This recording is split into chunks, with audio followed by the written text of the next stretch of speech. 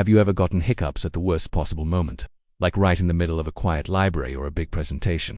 It's so awkward, but have you ever wondered what's actually happening in your body?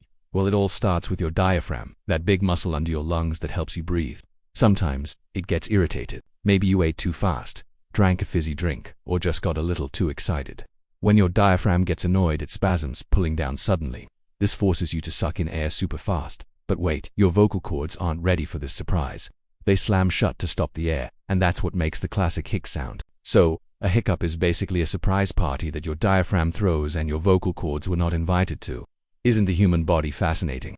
If you learned something new, hit that like button and subscribe for more fun facts. Thanks for watching.